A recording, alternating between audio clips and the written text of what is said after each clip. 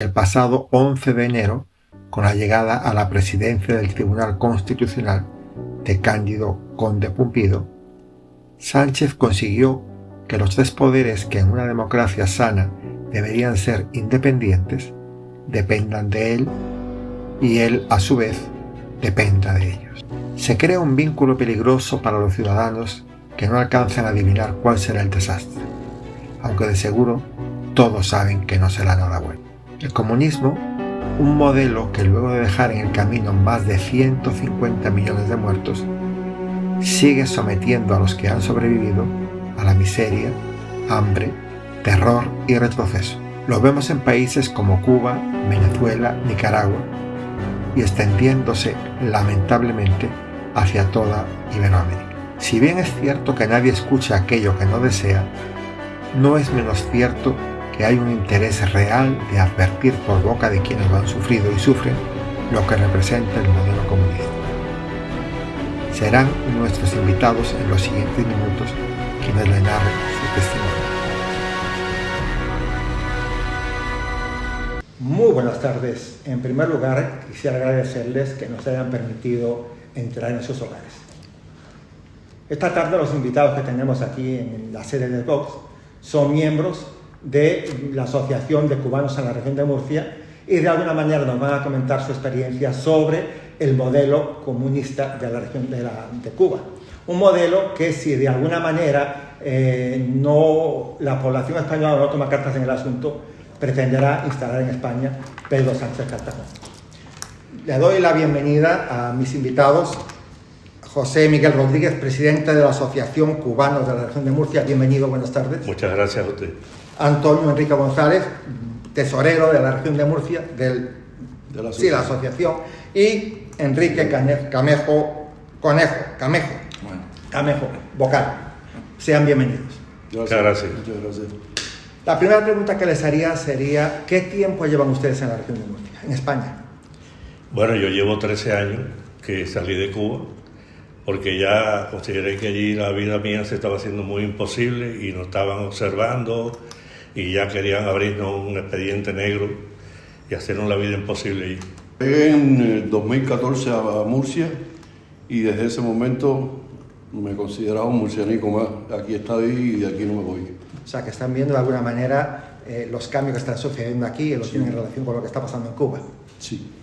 Yo llevo 24 años aquí, llegué a finales del 98, vine en un contrato de una actuación con un grupo musical, pero claro, ya como vi en Cuba también, como estaba la situación, pues decidimos quedarnos y hacer nuestra vida aquí. Teníamos ya más posibilidades aquí que en Cuba, porque en Cuba la cosa estaba ya muy difícil y además eran muchos los choques que teníamos con el régimen allá y no estábamos de acuerdo en muchas cosas. Y por eso decidimos buscar nuevos futuros. Una pregunta abierta para los tres y me contestan ustedes en el orden que quieran. Vamos a ver, ¿por qué siendo Cuba un país que ofrece tanto bienestar, tanto progreso, tanta seguridad, tanto futuro a los ciudadanos, como comentan de aquí, miembros todos ellos del Partido Socialista y afines, ustedes se han tenido que exiliar de Cuba? Bueno, la vida en Cuba fue un proceso que habría que decir algunas cosas preliminarmente para poder tener coherencia en cuáles fueron las causas que al final motivaron que nosotros nos fuéramos de Cuba. Nosotros recordamos que la Revolución Cubana tuvo un proceso de afianzamiento y de adoctrinamiento, que los jóvenes y los niños y los mayores fueron adoctrinados de alguna manera. Los niños en la Organización de Pioneros José Martí, los jóvenes en la Asociación de Jóvenes Comunistas de Cuba y los mayores en la Escuela Básica de Instrucción Revolucionaria, que eran los centros de adoctrinamiento donde Fidel fue moldeando lo que él pretendía hacer con la población cubana. La economía cubana se fue deteriorando desde que comenzó Fidel en el poder, porque todo el mundo sabe que Fidel, la primera medida que tomó en Cuba fue nacionalizar las empresas cubanas y extranjeras, o sea, la empresa privada, de manera que el Departamento de Tesoro de Estados Unidos aplica el llamado embargo comercial a Cuba como respuesta a esas medidas revolucionarias, de ese despojo a sus propietarios nacionales. De manera que Cuba se tiene que reorientar rápidamente y entra dentro del campo socialista, comienza a depender del Consejo de Ayuda Mutua Económica CAME, que se derrumba en el año 1989 con la caída del campo socialista, y tiene que reorientar la economía porque en las relaciones internacionales se le caen a Cuba. Cuba desarrolló muy bien las fuerzas productivas en la educación, la desarrolló, y desarrolló también una teoría de que tenía que existir un agradecimiento eterno de que él permitió que las diferentes generaciones pudieran educarse y obtener grados profesionales.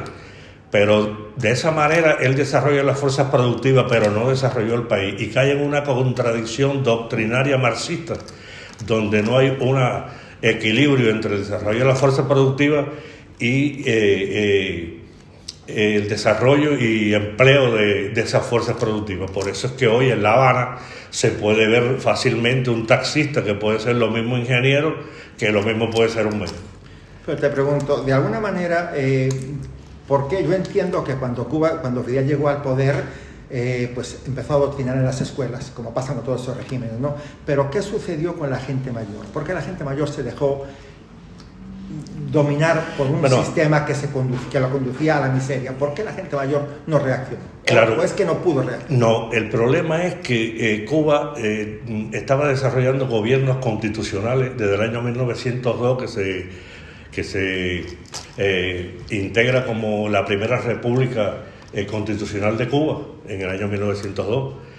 Y ahí viene una serie de gobiernos constitucionales que cambian cada 4 años, hasta que en el año 1952 hay un golpe de Estado de un militar cubano que se llamaba Fulgencio Batista, y él rompe rápidamente con la Constitución del 40, que precisamente era una de las constituciones más progresistas que había en el mundo en ese momento, donde la mujer ya tenía voz y voto, donde ya se limitaba el problema del racismo entre negros y blancos, en que había pluripartidismo en Cuba.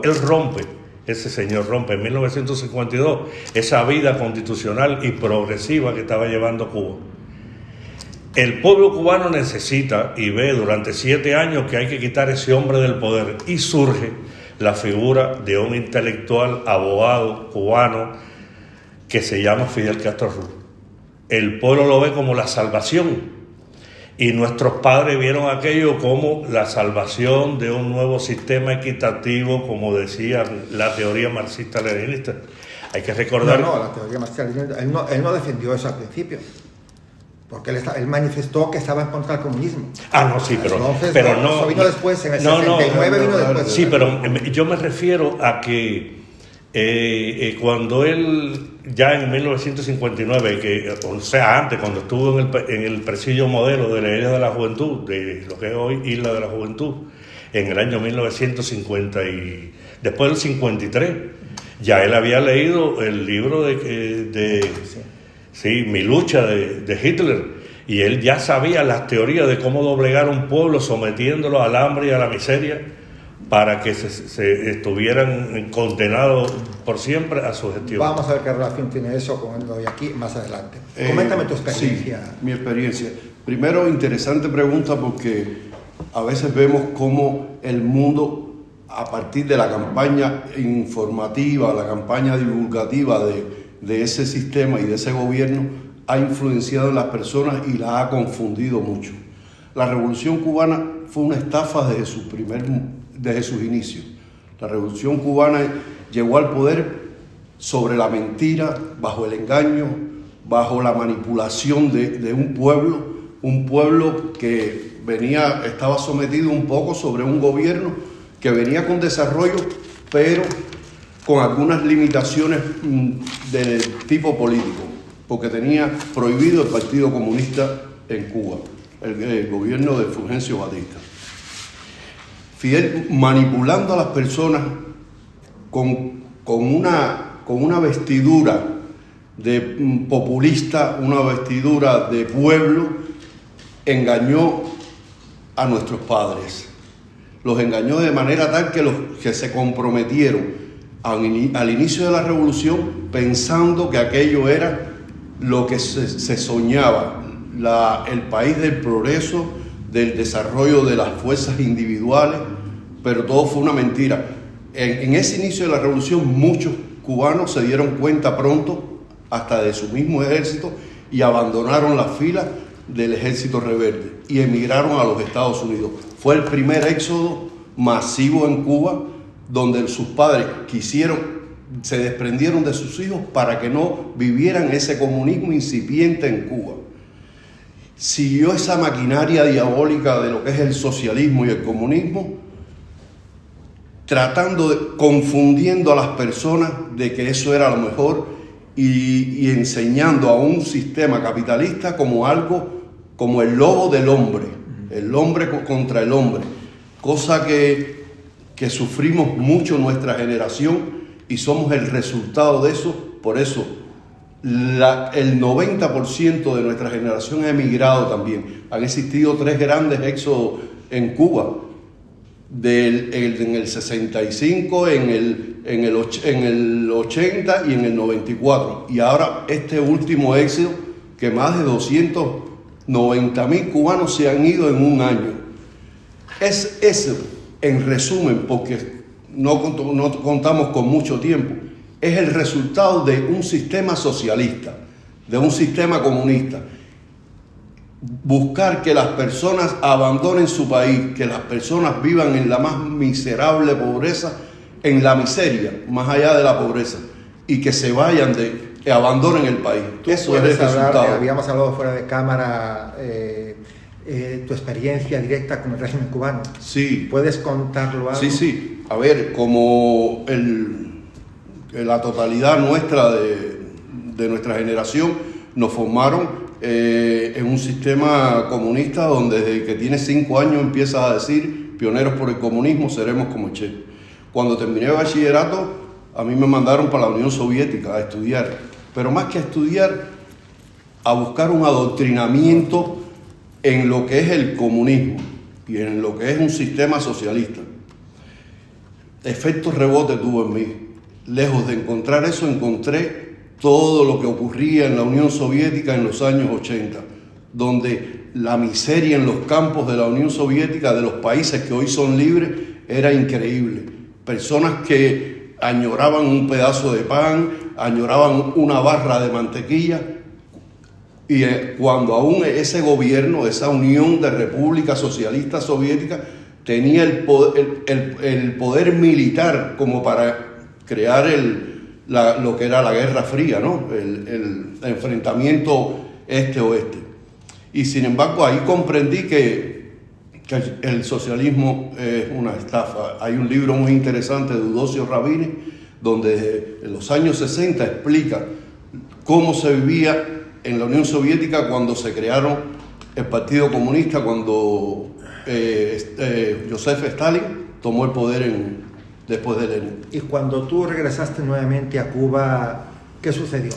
Bueno, regreso. Tú venías ya de alguna manera con una visión diferente a lo que tú te habías imaginado toda la vida, ¿no? Sí, regreso a Cuba con un cierto convencimiento de que primero llegaba una tercera guerra mundial a la tierra que el comunismo.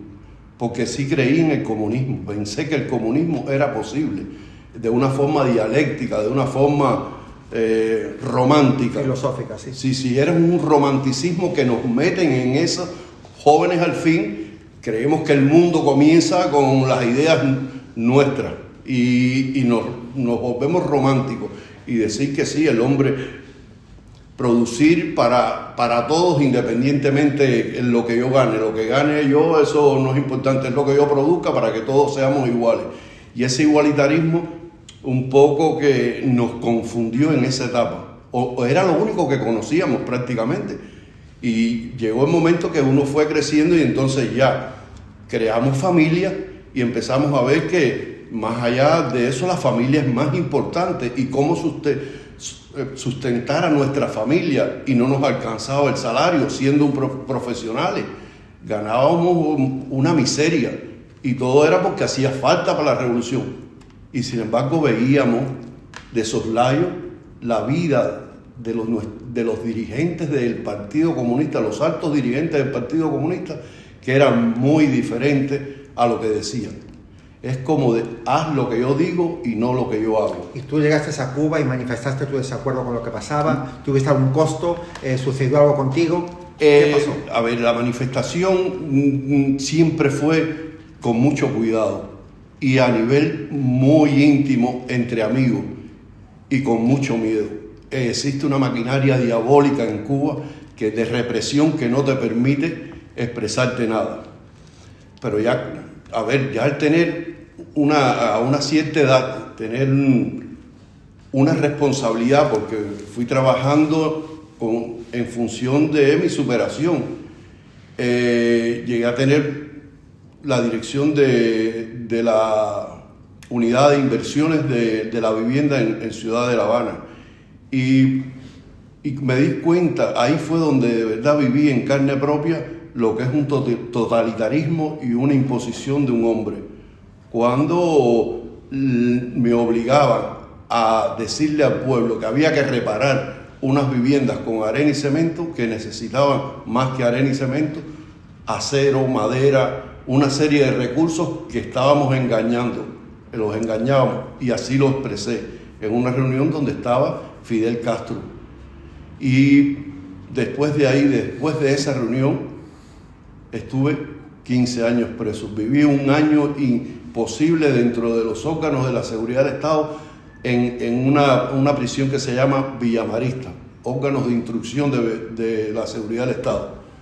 Y después estuve 15 años en las prisiones en Cuba. 15 años por discrepar con el líder. Por discrepar, porque mi idea, al decirle que no era posible lo que él estaba prometiendo, que yo no podíamos ser partícipes de él, fue desastroso para una persona. Toda persona que se opusiese a una idea de la más alta dirección del partido y el gobierno en Cuba, desaparecía. Enrique, cuéntame tu experiencia. Bueno, pues mi experiencia, como decía ahorita José Miguel, fui criado también en el adoctrinamiento. Todos creíamos que Fidel era buena persona, creíamos en la revolución, y cuando sales de Cuba te das cuenta que las cosas no son como te la pintan, porque ellos tienen su propia doctrina aplicada a lo que, como Fidel solía viajar mucho en la Unión Soviética, empezó a experimentar muchas cosas de allá que vio allá, como por ejemplo los gulags, que en Cuba se le llamaban la UMAC, que eran unidades donde metían a varias personas ahí presas, prácticamente presas. Le decían que iban a cumplir un deber, pero lo metían presos. Homosexuales, gente que no estuviera de acuerdo con el sistema, a las cuales sufrieron mucho y le hicieron mucho daño. Y a la verdad que nada que ver con lo que se prometió al principio de la revolución. Él dijo lo que decía tú ahorita, que no era socialista ni comunista, y después declaró abiertamente que sí era comunista. Y entonces pues empezó a trabajar con la línea dura esa, a aplicar la mano fuerte, y como decía la vez Tony, todo el que intentaba hacerle frente o lo desaparecía o lo metía preso, como pasó con el comandante Ubermato, que dijo que no se prestaba para esos chantajes y que él estaba viendo el rumbo que estaba cogiendo su revolución. ¿Qué hizo? Metió 20 años preso al comandante Ubermato y dijo que había traicionado a la revolución, cuando en realidad había estado defendiendo una causa por la cual él prefería estar preso a no convivir con esas personas ni con esa mentira, mejor dicho, no comulgar con esa mentira.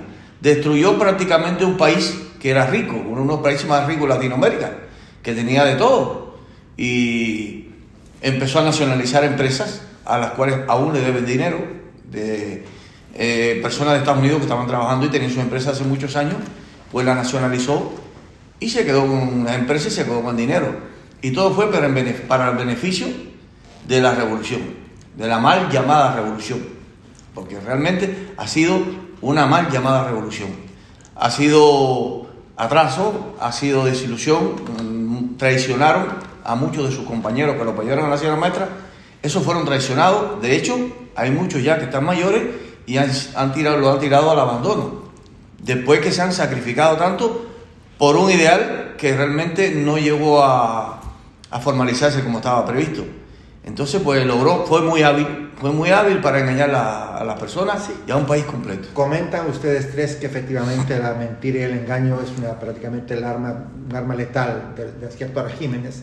Aquí lo estamos viviendo también, y en Cuba también lo aplicó. Porque, le comento algo, recién entrado Fidel al gobierno en el año 59, en enero, él tuvo una entrevista con una televisión norteamericana, donde citó 5 puntos importantes que se voy a comentar. Él decía, de viva voz, que en 18 meses habría elecciones presidenciales, y lo garantizo con mi palabra. Eso lo dijo él en la televisión norteamericana. Si no damos libertad a todos los partidos políticos, no seríamos un país democrático.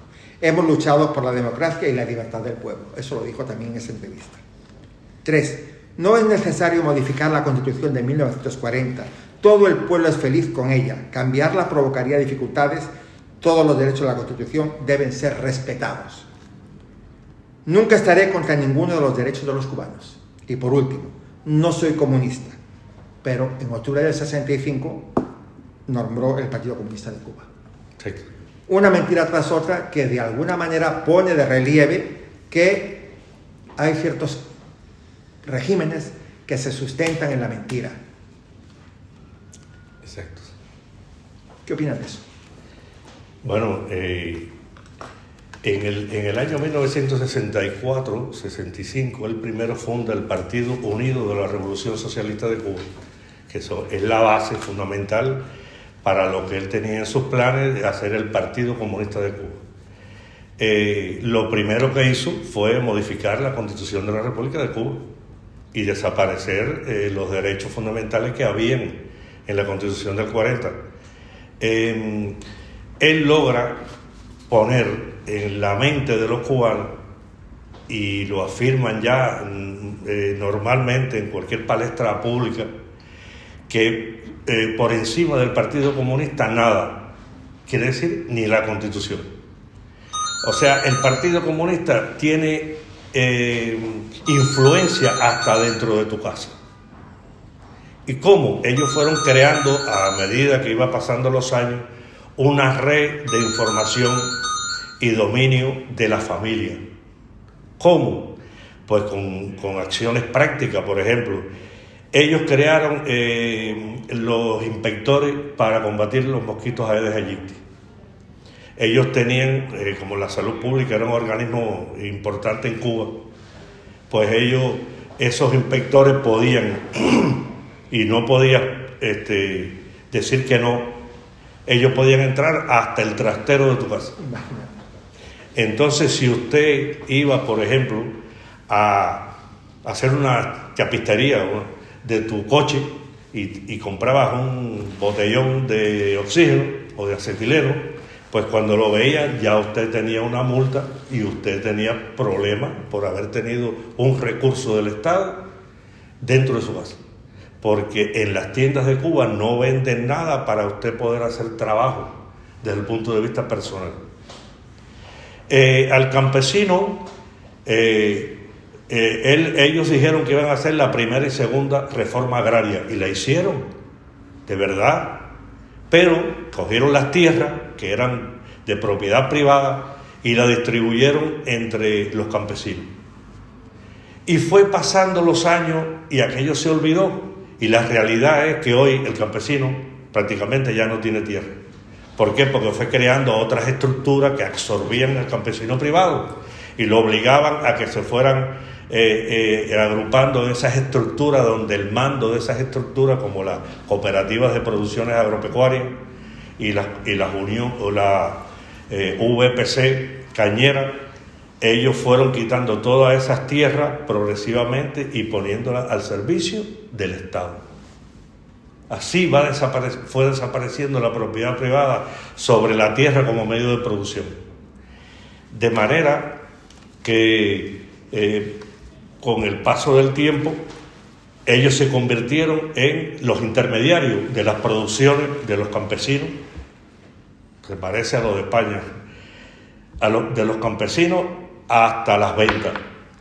Entonces, hoy en la vida actual, como Cuba no tiene sustento para tener una transportación eficiente, al campesino que queda con tierra se le echan a perder las producciones porque no se las recogen a tiempo y se les pudren y no llega entonces al cliente, al consumidor. De manera que Cuba tiene un bloqueo interno dictado por el Estado. Interno, no externo. Interno, donde él no le permite libertades de producción ni pequeñas ni medianas empresas. Una pequeña y mediana empresa en Cuba realmente no dura mucho, porque cuando usted empieza a prosperar rápidamente te mandan a los inspectores, te cogen problemas, porque usted tiene que inventar más de la mitad de las cosas que usted necesita para prosperar con su pequeña y mediana empresa, y entonces te sancionan, te quitan mucho dinero, te elevan el precio de la corriente y el agua y te asfixian. Por lo tanto, usted nunca podrá prosperar en Cuba con una pequeña y mediana empresa. Y esto ha pasado a medida, es cíclico. Ellos permiten y después la desaparecen, y después permiten y después la desaparecen.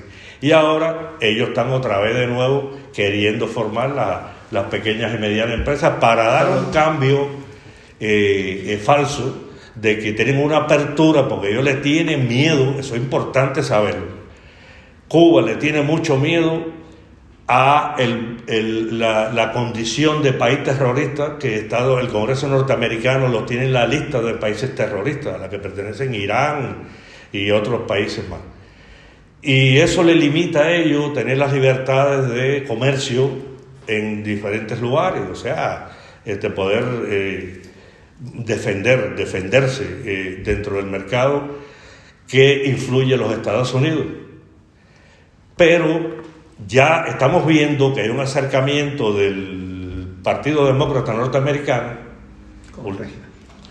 Últimamente hay un acercamiento, están mandando a la señora Mendrala, que es alta representante del Partido Demócrata norteamericano, con una delegación de congresistas demócratas, para buscar una especie, como decir, de diálogo, de entendimiento, sí. De entendimiento, de manera que Cuba, por otro lado, abriéndose a las pequeñas y medianas empresas, daría un efecto de apertura política, buscando que le quiten la condición esa de país terrorista.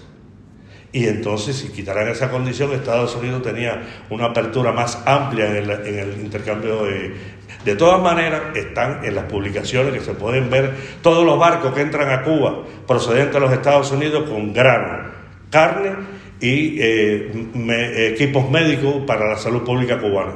O sea, nunca se ha parado ese intercambio. Ellos hablan de bloqueo económico, sin embargo, ellos están recibiendo diariamente barcos norteamericanos. Sí, quería abundar algo sobre lo que usted leyó, que no es más que está reflejado en el manual de aprendizaje de todos estos gobernantes populistas, socialistas, que vienen de la tendencia cubana. Digo la tendencia cubana porque Fidel Castro fue muy inteligente. En los años 60, la toma de poder solo se concebía con la lucha armada, y preparó todos los movimientos habidos y por haber en América Latina, se prepararon, se entrenaron en Cuba, y así en África. Hoy el mundo fue cambiando en el sentido de cómo llegar al poder un gobernante de la izquierda, de la parte comunista, de la parte socialista, y ya no es a través de la lucha armada. La democracia se impuso un poco en el mundo, pero el manual lo refleja también. Sí. Cómo llegar al poder con todas esas mentiras y todos esos engaños al pueblo, todas esas promesas de mejoría, de que somos los que... La Agenda 2030. Que la gente es otro tema. Que es un lobo con piel de cordero. Entonces es una lástima que pueblos, incluyendo a España, no se den cuenta de que esto es una maniobra socialista total de una enseñanza de gobiernos totalitarios. Nos acusan a otros partidos de acabar con la democracia, y ellos, el único objetivo es destruir la democracia. Hablando de ese mensaje de ellos, me queda poco tiempo, ya la entrevista se hace corta, pero me gustaría, ustedes nacieron con Castro ya en el poder, o sea, nacieron en el 60 y piquito. el 50 y pico, Fidel Castro estaba en el poder. En estos 64 años que lleva Castro en el poder, ustedes han sido testigos de muchos logros de la revolución, de la revolución comunista, ¿no? Podríamos extrapolar esa realización, ese proyecto que tuvo Cuba durante mucho tiempo a España, al que está llevando ahora Pedro Sánchez. Podríamos hacer alguna similitud entre lo que pasó en Cuba con Fidel al comienzo, lo que pasó después y lo que está pasando con Pedro Sánchez ahora aquí en España con los españoles. El mensaje es igual. Es evidente que la mentira es la misma, porque si él mintió aquel, este no mintió menos. Pero, ¿qué similitud encuentran ustedes entre lo que pasó en Cuba y lo que está pasando aquí en España? Eso se lo dejo. Bueno, yo he estado observando que la izquierda española está trabajando muy fuerte sobre los jóvenes y sobre las universidades. Nosotros sabemos que la Universidad Complutense es un nido ideológico del izquierdismo en España y que ahí han trabajado muy fuerte Pablo Iglesias y han querido hablar dentro de esas universidades y no se lo permiten, porque están dominadas por la izquierda. O sea, la izquierda ha evolucionado, como decía el señor Tony, en los últimos años, ha metamorfoseado su forma de actuar, de manera que está preparando la hornada de jóvenes que saben que dentro de 10 o 15 años van a emitir un voto o van a tener una decisión política o van a ser políticos, y ya ellos lo están adoctrinando desde ahora para que ya tengan esa orientación hacia la izquierda. El periódico ABC de aquí de España publicó, y nosotros tenemos las pruebas, de que en Barcelona los cubanos, que son pro-castristas, estaban adoctrinando en los parques de Barcelona y fueron los que llevaron a conformar los comités de defensa republicanos. Estos grupos trabajaron muy fuerte cuando hubo el enfrentamiento en Barcelona sobre el independentismo catalán y crearon grupos vandálicos que ustedes los vieron. O sea, donde hemos visto grupos vandálicos en Estados Unidos cuando las elecciones, para crear el desorden social y poder manipular de alguna manera elecciones, pues aquí lo estamos viendo igual. Ellos están trabajando por debajo, adoctrinando en los parques, y la derecha española yo no la veo adoctrinando, no la veo trabajando en las ideas y esclarecer las ideas. Los veo más dialogando. Yo, en lo personal, veo al actual presidente Feijóo que debe ser más radical con las ideas de la derecha, porque en la izquierda tiene mucho financiamiento a nivel mundial, tiene muchos representantes importantes en instituciones mundiales como las Naciones Unidas, como en la Relatoría de los Derechos Humanos, con Michelle Bachelet. Tiene a Manu Pineda, por ejemplo, que viaja mucho a Cuba y mueve muchos hilos de la dictadura cubana aquí en España.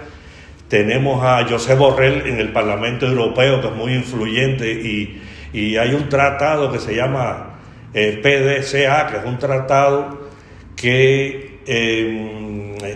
un tratado de cooperación que destina muchos millones de dinero anuales a la dictadura cubana, supuestamente dirigida al desarrollo social y económico del país, y Cuba lo está cogiendo para construir hoteles, incluso hoteles de gerencias españolas como las cadenas Meliá, Barceló y otras más. Y este señor Borrell ha tratado de trabajar muy duro para mantener. Ya tenemos hoy una acusación en el Parlamento Europeo que ha sido presentada por los grupos cubanos en España y en Europa, con el objetivo de que ellos están violando, que hay un país que no votó a favor y viola lo que está establecido, que fue Lituania, y nosotros esperamos que esa entrega de dinero se corte. Quería decir también, a modo de información, que el 23 de este mes en Londres se va a celebrar un juicio importante que va a golpear muy duramente a a la dictadura cubana, que es sobre un impago de muchos millones de dinero que le debe al Club de París y que fueron trabajados a través de 2 bancos chinos. Y entonces va a haber una manifestación muy grande de cubanos allí en Londres el día 23, donde Cuba tiene que pagar, si no es con dinero, va a tener que ser con activos cubanos. Me gustaría, para concluir con ustedes, que me digan a título de referencia simplemente, cíteme 2 casos o 3 que ustedes vean similitud entre lo que está sucediendo en España y lo que pasó en Cuba. ¿Qué casos? ¿Qué podemos decir? Mira, en España se está haciendo esto, esto y esto, y en Cuba en su momento se hizo esto y esto y esto. ¿Qué podemos citar? Bueno, primeramente, la llegada al poder a través del engaño, la mentira, es una similitud total con la Revolución Cubana, o con el gobierno, o el mal llamado gobierno de Fidel Castro. Eso ha pasado aquí y está pasando. Lo otro es cómo el gobierno está acabando con la pequeña y mediana empresa aquí en España, ¿Qué pasó en cosa Cuba? que sucedió en Cuba. En Cuba fueron capaces de nacionalizar hasta un carro de churros, una lata de maní, y es lo que estamos viviendo, cómo se ha ido matando a lo que es la verdadera economía de un país que está sobre la base de sus coterráneos, de sus hombres. Tercero, ver cómo a través de leyes, medidas, decretos que se firman en las noches y en la oscuridad, que si no abrimos los ojos y observamos bien el actuar de un gobierno con lupa, nos pasa el gato por liebre y va a sufrir este pueblo lo que ha sufrido un país devastado y de total emigración. Y eso no quisiéramos para España, porque ya nos sentimos parte de España. Y tener que emigrar de tu país de origen a los 50 años duele mucho. Y eso no quisiera que sucediera aquí. Quería abundar ahí. Mira, específicamente nosotros hemos estado mirando cómo este gobierno ha querido intervenir en la familia, en los hijos, en las escuelas, en la elección de si va a estudiar este idioma o no, o sea, determinaciones escolares donde el gobierno impone y la familia no decide. Hemos visto también que ha habido reducción en el cuerpo policial, porque se necesita que haya inseguridad y que se cree el miedo en las masas populares españolas para ellos poder someter de esa manera más fácil al pueblo, con miedo. Un pueblo se somete con miedo. Nosotros tenemos eso. Y otra cosa es que hemos visto los pasos que está dando últimamente el gobierno de Pedro Sánchez con el dominio que quiere del poder legislativo y judicial aquí en España. Si ellos controlan las leyes y la jurisprudencia de España, ya es el próximo paso que les va a seguir para modificar, reformar poco a poco la Constitución de la República Española para derivarla hacia un camino socialista. Eso nosotros lo vemos muy claro venir. Y otra cosa es que quieren manejar las pequeñas y las medianas empresas y destruirlas, debilitarlas. Por ejemplo, en el sector ganadero, agroalimentario, estamos viendo cómo ellos están manejando para esta zona de Valencia, del Levante completo, el problema del manejo del agua sin justificar matemáticamente cuáles son los caudales, etcétera, etcétera, lo que se puede hacer. No justifican, no argumentan, ellos imponen ese recorte, de manera que quieren empobrecer a los campesinos y a las producciones, de manera que estos pueblos tengan que depender de este gobierno, de las ayudas que nos están endeudando, que no tienen respaldo productivo y están repartiendo dinero a todo el mundo sin un control. Hay un desempleo que sigue creciendo y ellos están mintiendo porque se está buscando los verdaderos valores que reflejan cómo se está comportando el desempleo. El desempleo está aumentando, no se está reduciendo en España. Y están acudiendo a la mentira, están acudiendo al empobrecimiento, porque las masas pobres son más agradecidas al voto izquierdista. E incluso ellos están dominando los medios de difusión masiva, la administración de la televisión pública, sí. Sí, la televisión pública, televisión española. La administración es izquierdista, totalmente manejada por ellos. Pablo Iglesias ha abierto 2 canales en YouTube ahora, televisivos, uno, no recuerdo los nombres, lo tienen escondido, fue en noviembre de este año, y están trabajando en YouTube buscando repartir información hacia las masas más desfavorecidas para confundirlas, porque nosotros decimos con pleno convencimiento, si en las próximas elecciones del 2024 no hay un cambio político. 23. No me las alargues mucho. Pero en las autonomías y cosas. Pero en mayo, el otro en 23. Que yo quiero comer el turrón tranquilo. Venga. Pues si no hay un cambio de signo político en las próximas elecciones presidenciales en España, nosotros vemos a este país en una caída abismal, porque ya ellos tienen el dominio de las cuestiones principales casi que en sus manos. Y es necesario que el pueblo español despierte y vea esto que está pasando en su pueblo. Para eso le voy a conceder a cada uno de ustedes 2 minutos, para que se dirijan a los que nos están viendo en este momento y le comenten lo que ustedes sienten de lo que está sucediendo aquí, o qué sienten ustedes de esta realidad. Sobre todo a la juventud y todas las fuerzas productivas de este país, por favor, observen bien que nos están llevando a un empobrecimiento que no tiene parangón en la historia que vivimos. Es momento de que salgamos a reclamar nuestros derechos. Es momento de que la democracia se imponga ante cualquier barbarismo que pueda tomar un gobierno unilateralmente. Está en nuestras manos lograr que nuestro país, porque me considero ya español, sea por siempre un ejemplo en toda Europa y en América Latina, que tanto espera de España. Yo veo con mucha claridad que el pueblo español ha estado un poco que pasivo dentro de la política española, y tiene que pasar a la acción, a la actividad, ser más activo.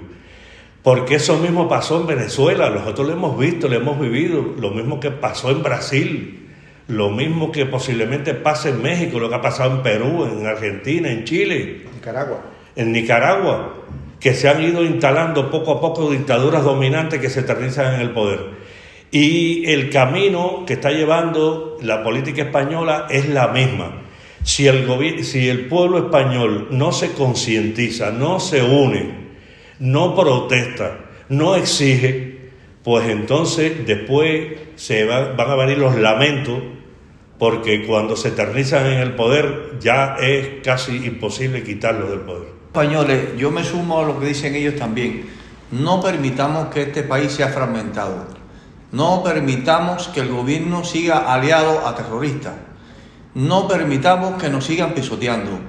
Hay que salir, hay que luchar, reclamar los derechos de los que se disponen, porque este país tiene una gran historia, tiene una gran cultura, y es un país muy hermoso que ha acogido siempre a muchas personas, y no podemos permitir que se vaya abajo. Tenemos que seguir para adelante. Por eso nosotros en nuestras manifestaciones tratamos de concienciar a cada español que vemos, le damos folletos para que ellos vean lo que ha pasado con Cuba, lo que ha pasado con Venezuela, y que aquí no se puede permitir que pase una vez más. Yo le doy las gracias a los 3 ciudadanos que, como se dice por ahí, y cada vez la palabra es más común, vienen del futuro. Son 3 ciudadanos que si no hacemos caso a lo que han comentado, nos veremos posiblemente, quizás no nosotros, pero sí nuestros hijos, en una situación similar a la de ellos, teniendo que abandonar el país para acudir a un sitio donde nos protejan y donde nos den seguridad y estabilidad, cosa que en España, al ritmo que vamos y según la agenda de Pedro Sánchez Castejón, no vamos a cumplir. En este momento también quisiera después de despedir a los invitados, quisiera entrevistar unas palabras con el coordinador de Vox de Totana, el señor Marcos Cano. Marcos, muy buenas tardes, bienvenido. Buenas Has tardes. estado Muchas gracias. callado, escuchando detenidamente lo que comentaban nuestros invitados. ¿Qué reflexión te llama? En primer lugar, agradecer a nuestros hermanos cubanos que pongan su experiencia personal aquí para que todos la conozcamos, para que sepamos de primera mano y no a través de ningún tipo de medio de información cómo se vive bajo un régimen comunista. Agradecerles que tengan la deferencia de estar aquí con nosotros intentando explicarle a los españoles el peligro que estamos teniendo nosotros actualmente. Porque los pasos que se han seguido en Cuba, en Venezuela, en otros países comunistas, son pasos muy parecidos a los pasos que estamos dando nosotros.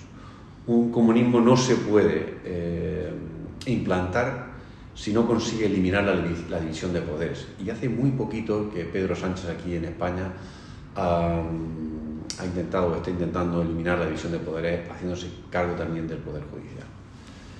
Ese riesgo nos lleva a, si seguimos esos mismos pasos, que esperemos que no, ahí está Vox planteando batalla a eso, pues esos mismos pasos nos llevarían a perder la libertad y la prosperidad. Esto no es la libertad y la prosperidad no es algo que esté establecido, esté ganado ya. Hay que luchar constantemente para mantenerlo. Y de esa forma que le agradezco a ellos, como a ti mismo, que también es un poco español en venezolano. Sí, yo tengo el corazón dividido entre Venezuela y España, afortunadamente, ¿no? Yo soy de los que piensa que la iberosfera, como ha dicho Vox algunas veces, lo que somos es hermanos de idioma, de costumbres en una gran medida, y tenemos unas pequeñas diferencias que lo que le hacen es enriquecernos. Si en vez de buscar todos los puntos de diferencia buscamos los de unión, creo que nos va a ir mejor y más fuerte. Perdón. Sí, en ese sentido, Vox ha intentado unir fuerzas con los países de la iberosfera, o sea, los países de habla hispana, y ha lanzado lo que se ha llamado la Carta de Madrid. Que la Carta de Madrid solo es una advertencia sobre esto que ellos estaban diciendo, que es el Foro de Sao Paulo y el Grupo de Puebla. Ha sido la forma de unirse las fuerzas comunistas para conseguir expandirse en el mundo. Y sobre todo debilitar a las democracias, a los países democráticos, porque son los que pueden realmente desbancarlos y hacerle frente. Entonces Vox está haciendo justo lo contrario, intentar que la división de poderes, la libertad de expresión y la propiedad privada predominen, porque son los garantes de la libertad y la prosperidad de los pueblos. Vamos un momentico al ámbito local, que es el que te compete a ti por ser coordinador de Vox de Totana. ¿Cómo está la realidad política en Totana en estos momentos? Pues precisamente en Totana tenemos un ejemplo de lo que ellos estaban diciendo. Tenemos el único ayuntamiento con un alcalde representante de lo que ellos dicen, de un sistema comunista. Ganar Totana, Izquierda Unida. Comunista. Exactamente. Entonces, la política que llevan es la misma a nivel administración, o sea, administración local. Es decir, no tiene el poder de un gobierno nacional y por tanto no puede dar esos pasos, pero sí sobre el tipo de endeudamiento, la fijación de política, el subvencionar y ayudar mucho a lo que no es productivo, en cambio asfixiar al productivo con impuestos, todo la misma línea. La falta de seguridad, por ejemplo, las fuerzas de policía local de Totana, exactamente los mismos pasos que se llevan a nivel nacional, se está llevando más en pequeña escala, porque es un municipio y por tanto el ayuntamiento no tiene esa capacidad normativa, pero sí. Vienen las elecciones municipales ahora en mayo, el 28 de mayo creo, ¿no? Ajá. Sí. ¿Cómo las enfoca Vox? ¿Cómo las enfrenta Vox? Vamos a ver, vamos a pensar de que es improbable que uno saque mayoría en estos momentos, porque ya la mayoría ya quedó eliminada para todo el mundo, ¿no? Desgraciadamente en algunos casos, ¿no? En el caso de que Vox tenga que acudir a otro partido, evidentemente tendrá que ser o bien a Ciudadanos si existe, o a la plataforma, o bien al Partido Popular. ¿Están hablando algo de eso? ¿Han tenido conversaciones ya? Porque las elecciones son ahora en 3 meses, sí, 4 meses. Las elecciones son cercanas. ¿Han hablado algo? Ciertamente a nivel local no hemos hablado nada, no sé los partidos en otros ámbitos si lo han hecho. Yo creo que no, yo creo que el Partido Popular lo está diciendo muy a las claras públicamente, incluso en Totana, de que ellos quieren gobernar con mayoría absoluta o en solitario. Bueno, nosotros lo que vamos a hacer es intentar abrir los ojos de la mayoría de los ciudadanos de Totana, del camino que llevamos, de que no se trata de que pongamos una farola aquí o allá, se trata del futuro, de la prosperidad de nuestros hijos, y yo diría más, incluso que la nuestra, porque esto lleva una velocidad muy rápida, va muy rápida este sistema. Entonces nosotros vamos a defender el programa que implementemos, que publiquemos para esta campaña, lo vamos a defender con la fuerza que los ciudadanos de Totana nos den. Y ahí vamos a estar, con el partido político que quiera defender la parte del programa que los ciudadanos nos apoyen, pues eso haremos. Lo que no vamos a hacer es, en ningún caso, a renunciar al programa que nosotros llevamos por pactar asientos y tal. Nosotros no hemos venido aquí a la política a buscar asientos, hemos venido a intentar cambiar la política, que la política sea productiva, que la política dé libertad al ciudadano, intentar hacer frente a los problemas que Totana tiene, que son muchos y muy graves. El económico es uno de ellos. Parece ser que los partidos comunistas disfrutan viendo cómo sus ciudadanos se endeudan y bueno, pues habrá que intentar hacerle frente a eso, porque no cabe otra que hacerle frente a las deudas que se han adquirido. Como decía alguien en algún momento, que Dios nos haga confesados por lo que viene. Marcos, muchísimas gracias, y a ustedes también muchísimas gracias. Ustedes, queridos amigos, les agradezco de antemano la atención que nos han dispensado. Sí les pido encarecidamente que reflexionen mucho lo comentado por nuestros invitados, porque, como decía antes, vienen del futuro y en este caso saben mucho más que nosotros sobre lo que se nos avecina. Muchísimas gracias y hasta la próxima oportunidad.